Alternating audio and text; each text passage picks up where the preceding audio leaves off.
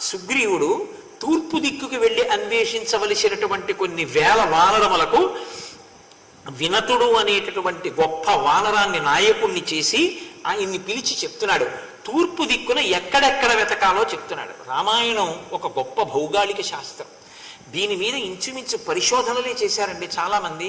రామాయణంలో ఈ దిక్కులను చెప్పినటువంటి ప్రదేశాలన్నీ ఇప్పుడు ఏ ఏ పేర్లతో ఉన్నాయి. చిత్రం ఏమిటంటే ఆంధ్రదేశం గోదావరి నదితో సహా చెప్పాడు సుగ్రీవుడు ఆ రోజున. తూర్పు దిక్కుగా వెళ్ళే వినతుడితో అన్నాడు, మీరు ఇక్కడి నుంచి తూర్పు దిక్కుకు బయలుదేరాలి. గంగా, సరయు, కౌశికి, యమునగిరి, సరస్వతి, సింధు, శోణ మొదలైనటువంటి నదులు, వాటి తీరములలో ఉండేటటువంటి ప్రాంతములనన్నింటినీ అన్వేషించాలి. కాలామహి మున్నగు నదీ తీరములన్నీ వెతకాలి. బ్రహ్మమాల, విదేహ, మాళవ, కాశీ, కోసల, మగధ, పుండ్ర, అంగ దేశములలో ఉండేటటువంటి పట్టణాలని, జనపదాలని వెతకాలి. వెండి గనులు కలిగినటువంటి ప్రదేశాలు అక్కడ ఉన్నాయి.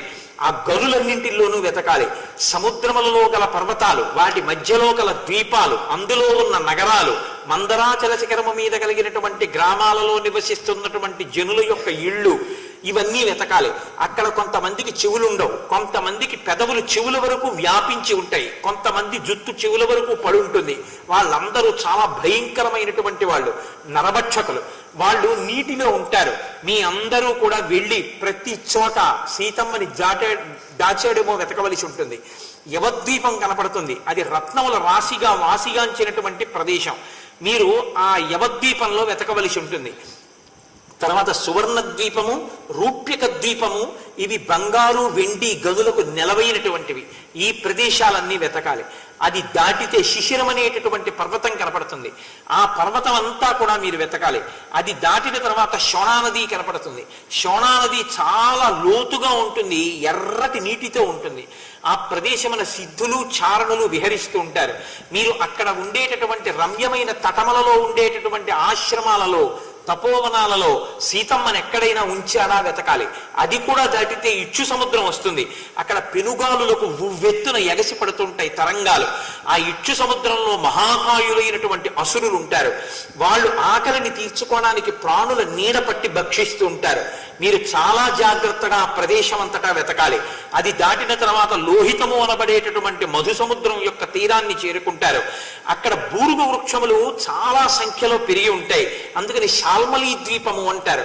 మీరు ఆ శాల్మలి ద్వీపంలో ఉన్న బూరుగు చెట్లతో కూడిన ప్రదేశం అంతా వెతకాలి. అది దాటిన తరువాత అక్కడ ఆ శాల్మలి ద్వీపంలో అనేకమైనటువంటి గిరిశిఖరములు ఉంటాయి. ఆ గిరిశిఖరములకు మందేహులు అనేటటువంటి రాక్షసులు తలక్రిందులుగా వేలాడుతుంటారు. వాళ్ళు ప్రతిరోజు ఉదయం వేళలో సూర్య భగవానుడు ఉదయిస్తున్న సమయంలో సూర్యుడు ఉదయించకుండా ఆయనని గ్రసించే ప్రయత్నం చేస్తారు. అప్పుడు ద్విజులైనటువంటి వారు సంధ్యావందనం చేసి అర్ఘ్యం విడిచిపెడితే ఆ విడిచిపెట్టబడినటువంటి అర్ఘ్య జలముల యొక్క శక్తి చేత, సూర్య భగవానుని యొక్క శక్తి చేత అక్కడ ఉండేటటువంటి మందేహులన్న రాక్షసులు ఆ సముద్రంలో పడిపోతూ ఉంటారు. మళ్ళీ వాళ్ళు బ్రతికి లేచి మళ్ళీ ఆ పర్వతాన్ని పట్టుకుని మళ్ళీ తలకిందులుగా వేలాడుతుంటారు. మీరు ఆ ప్రాంతం అంతా వెతకవలసి ఉంటుంది. ఆ సముద్ర మధ్యంలో వృషభము అనేటటువంటి ఒక పెద్ద పర్వతం ఒకటి ఉంటుంది. తెల్లటి పర్వతం పెక్కు వృక్షములతో శోభిల్లుతూ ఉంటుంది. ఆ వృషభగిరి మీద సుదర్శనము అని పేరు కలిగినటువంటి ఒక గొప్ప సరోవరం ఉంటుంది. ఆ సరోవరం వెండి వలె తెల్లటి కాంతులతో అన్ని దిక్కులా విరాజిల్లుతూ ఉంటుంది. దాన్ని దాటితే క్షీర సముద్రం వస్తుంది. దాన్ని కూడా దాటి కొంచెం దూరం వెడితే మధుర జలములు కలిగినటువంటి మహాసముద్రం వస్తుంది. అందులో ఔర్వుడు అనబడేటటువంటి ఒక మహాముని యొక్క కోపం బడబాగ్నిగా పుట్టి సముద్రంలో ప్రవేశించింది. దానికి హయముఖము అని పేరు. అక్కడ జలచరములను ఆ బడబాగ్ని తింటూ ఉంటుంది. అక్కడే దాన్ని దాటి వెడితే ఆ పర్వత శిఖరము మీద మీకు ఒక అత్యద్భుతమైనటువంటి దృశ్యము కనబడుతుంది.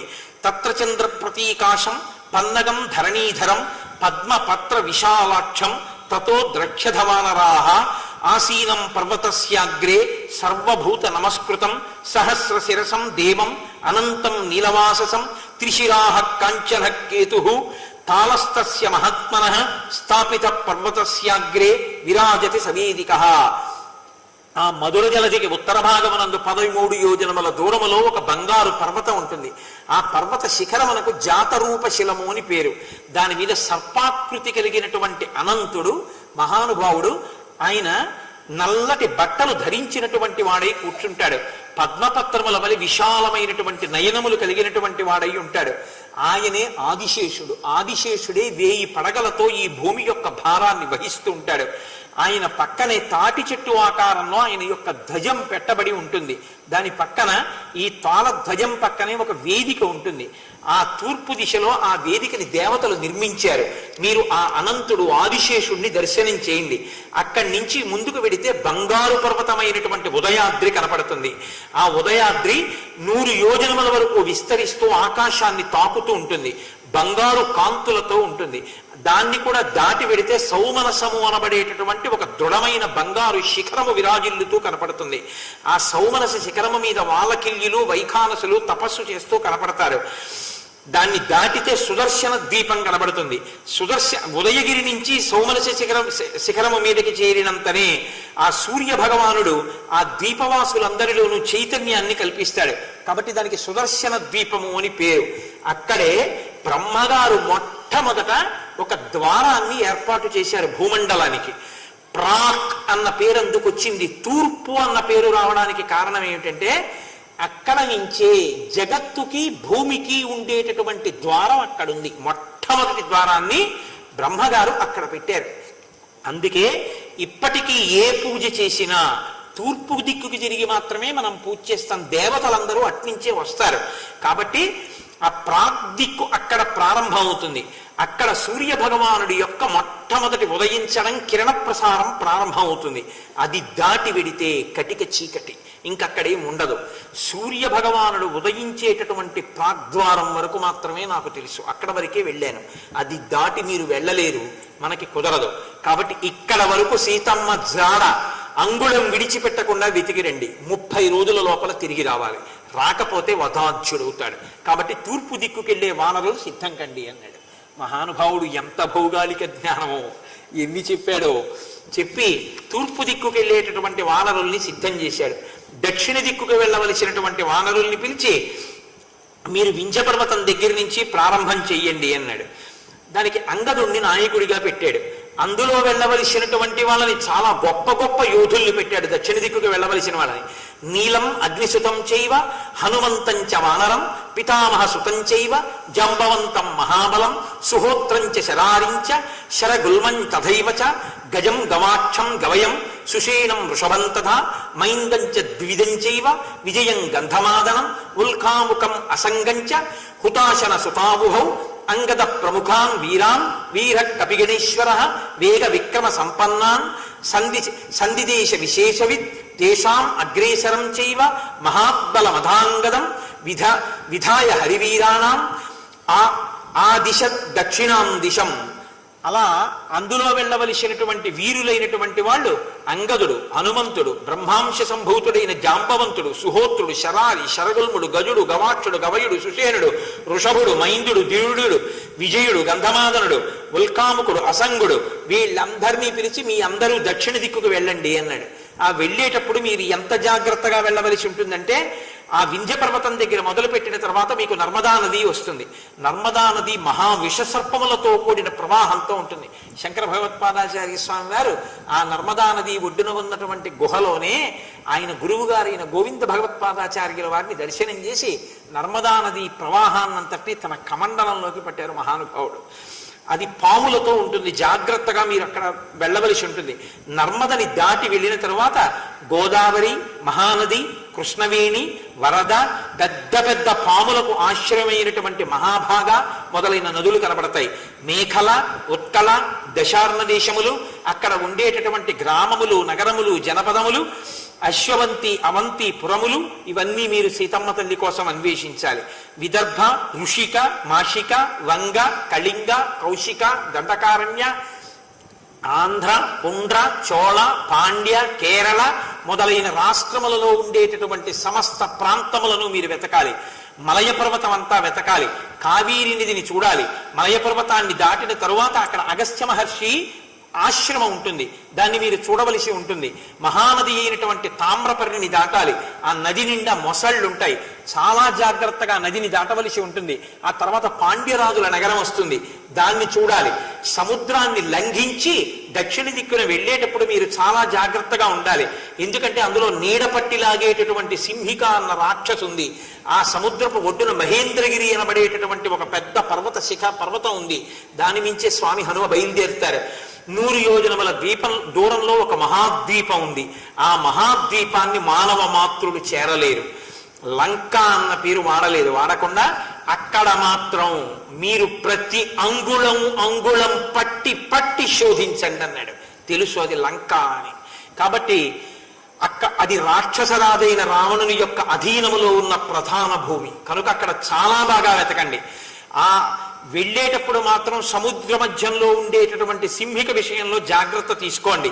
ఆ సముద్రమునందు పుష్పితకము అనబడేటటువంటి ఒక పర్వతం ఉంటుంది. అది చాలా శోభాయమానంగా ఉంటుంది.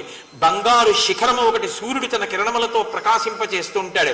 పక్కన వెండి శిఖరం ఉంటుంది, దాని మీద చంద్రుడు తన కాంతులు ప్రసరిస్తాడు. పగటి వేళ సూర్యకాంతి పడి బంగారు శిఖరము, రాత్రి చంద్రకాంతి పడి వెండి శిఖరము ప్రకాశిస్తూ కనపడుతుంది ఆ పర్వతం. ఆ పర్వతం మీదకి కృతజ్ఞులు, క్రూరులు, నాస్తికులు వెళ్ళడం కుదరదు. అంత శక్తివంతమైన పర్వతం. అది దాటాక సూర్యవంతము అన్న పర్వతం, అది దాటితే వైద్యుతము అన్న పర్వతం కుంజరం. ఆ తర్వాత ఆ కుంజరం అన్న కొండ మీద విశ్వకర్మ అగస్త్య మహర్షి వచ్చి నివసించడం కోసమని ఆశ్రమాన్ని నిర్మాణం చేశారు. అది కూడా దాటి వెడితే భోగవతి అనే నది కనపడుతుంది. అందులో మహాసర్పములన్నీ ఉంటాయి. అందు మహాప్రాజ్ఞుడైనటువంటి వాడు సర్పములకు రాజు అయినటువంటి వాసుకి నివసిస్తూ ఉంటాడు. అది దాటితే వృషభ పర్వతం వస్తుంది. వృషభ పర్వతం చందనములకు ఉత్పత్తి స్థానం. ఆ చందన వృక్షములు అగ్నివలే విరాజిల్లుతూ ఉంటాయి. అక్కడ రోహితులు అనబడేటటువంటి గంధర్వులు ఉంటారు. వాళ్ళ చంద్ర వృక్షాన్ని రక్షిస్తూ ఉంటారు. మీరు ఎప్పుడూ కూడా ఆ చంద్ర వృక్షాలని మాత్రం ముట్టుకోకండి. శైలూషుడు, గ్రామణి, శిగ్రువు, శుభ్రువు, బభ్రువు అని పేర్లు కలిగినటువంటి 5 గంధర్వ జాతికి చెందిన వారివి ఆ చంద్రవృక్షములు. అందుకని వాటి జోలికి వెడితే వాళ్ళు ఒప్పుకోరు. అందుకని ఆ వనంలో ఉన్న చంద్రవృక్షాలని మీరు ముట్టుకోవద్దు. వృషభగిరి దాటిన తర్వాత భూమి యొక్క సరిహద్దు కనపడుతుంది. అక్కడ ఇంకా పుణ్యపురుషులైనటువంటి వారు నివసిస్తూ ఉంటారు. అది కూడా దాటిపోతే పితృలోకం ఉంటుంది, యమధర్మరాజు గారి యొక్క స్థానం. అందుకని అక్కడ వరకు మాత్రమే ఎవరైనా వెళ్ళగలరు. అది దాటి ఇంకా వెళ్ళడం కుదరదు. అక్కడ యమసదనం ఉంటుంది. చాలా పాపం చేసినటువంటి వాళ్ళందరూ శిక్షింపబడి ఆర్తనాదములు చేస్తూ ఉంటారు.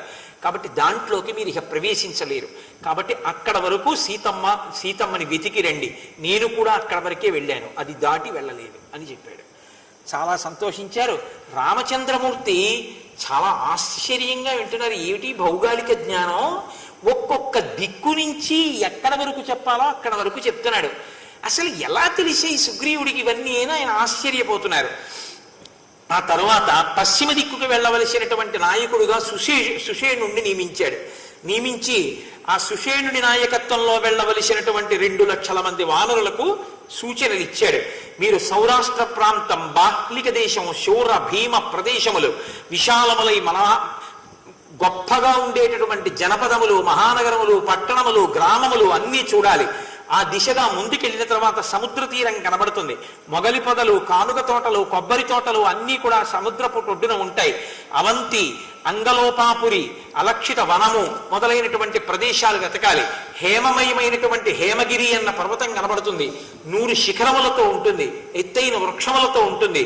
అక్కడ వెతకాలి. అక్కడ కొన్ని విచిత్రమైన పక్షులు ఉంటాయి. అవి సింహాల్ని, ఏనుగుల్ని తింటాయి. ఆ పక్షులు తమ కాళ్ళకున్నటువంటి గోళ్లతో ఏనుగుల్ని తన్నుకుపోయి గూట్లో పెట్టుకు తింటూ ఉంటాయి. ఆ పక్షుల విషయంలో మీరు చాలా జాగ్రత్తగా ఉండాలి.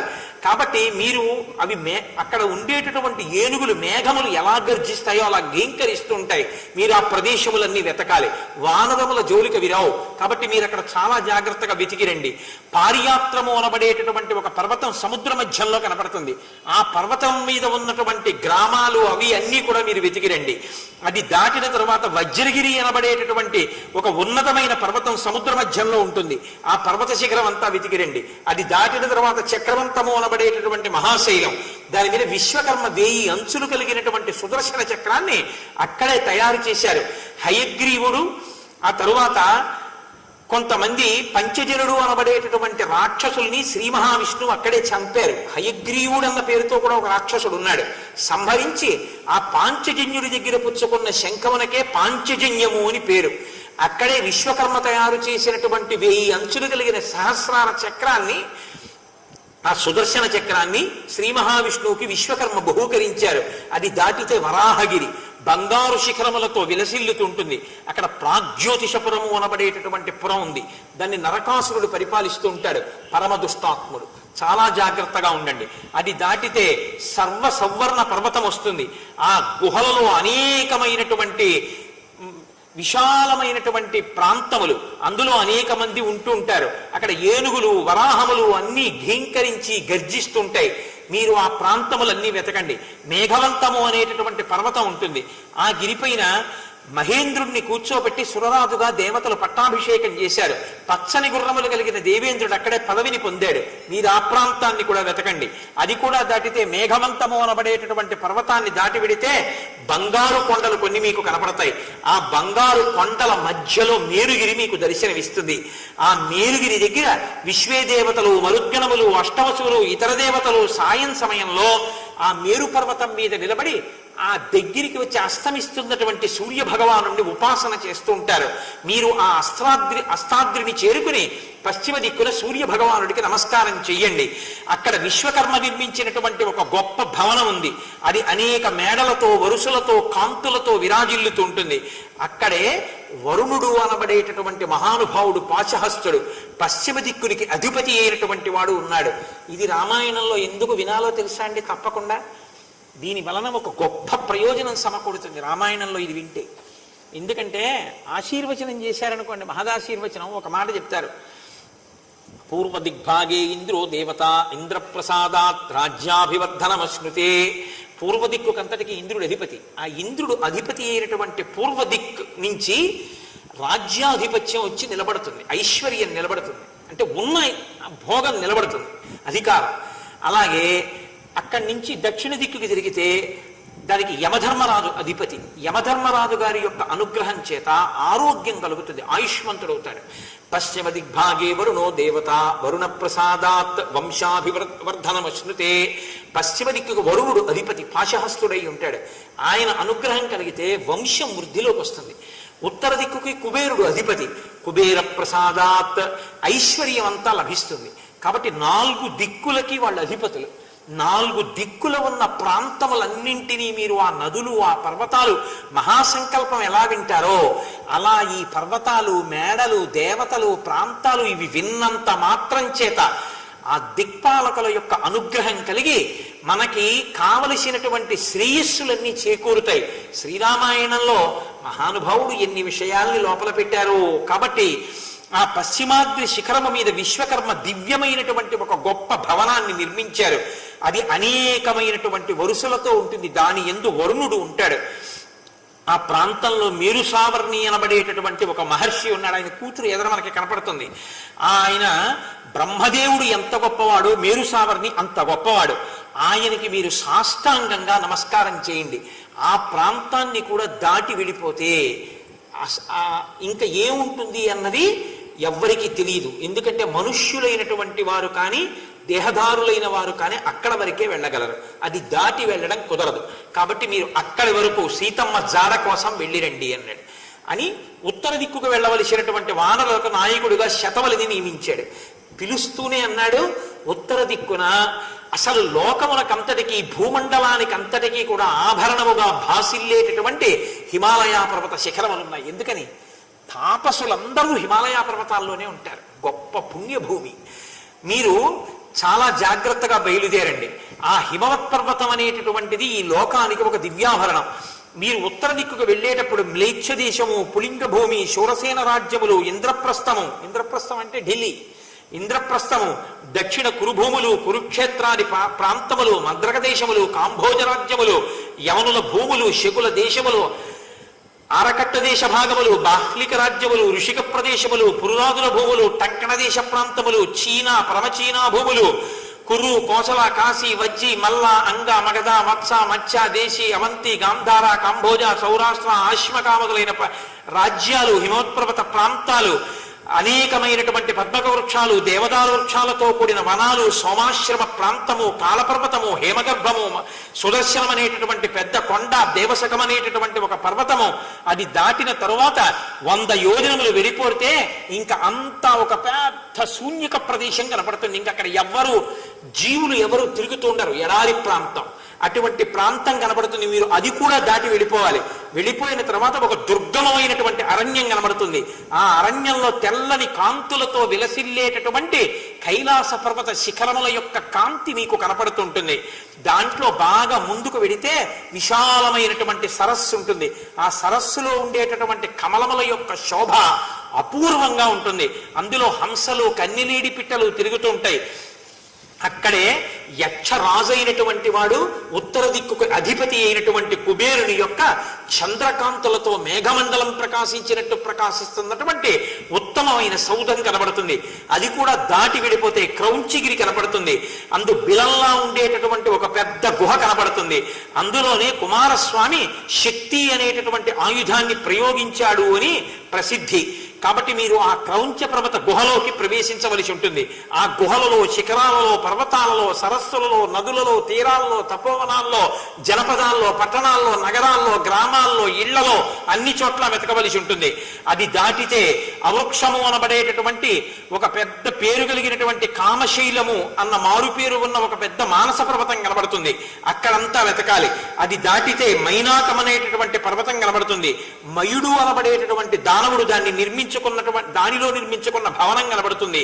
అది దాటి విడిపోతే మైనాక పర్వతం మీద మీకు ఒక గొప్ప పవిత్రమైన ఆశ్రమం కనబడుతుంది. అక్కడ ఎందరో తపస్సులు చేస్తూ ఉంటారు. వైఖానసం అనబడేటటువంటి సరస్సు, అందులో బంగారు కలువలు ప్రకాశిస్తూ ఉంటాయి.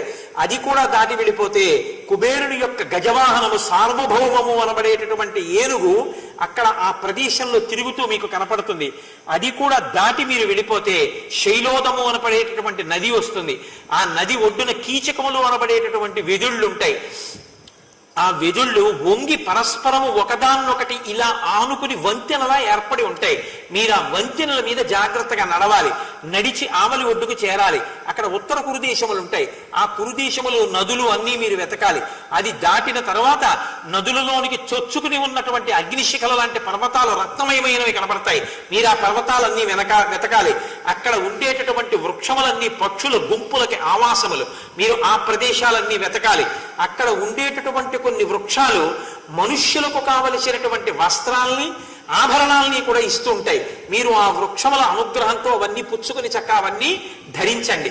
అది దాటిన తర్వాత గంధర్వులు, కిన్నెరుడు, సిద్ధులు, నాగులు, విద్యాధరులు, స్త్రీలతో ఆనందిస్తున్నటువంటి తేజస్సంపన్నమైనటువంటి వ్యక్తులు మీకు అక్కడ కనపడతారు.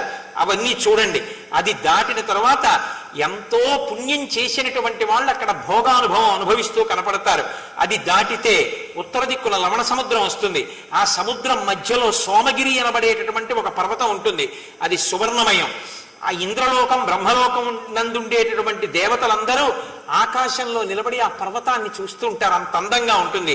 అక్కడే విశ్వాత్మకుడైనటువంటి విష్ణు భగవానుడు, ఏకాదశ రుద్రస్వరూపం కలిగినటువంటి శంకర భగవానుడు, సృష్టికర్త అయిన బ్రహ్మ, ముగ్గురు అక్కడ నివసిస్తూ ఉంటారు. అందుకే ఉత్తర దిక్కుకి చేసేటటువంటి నమస్కారం అంత గొప్ప నమస్కారం అయింది.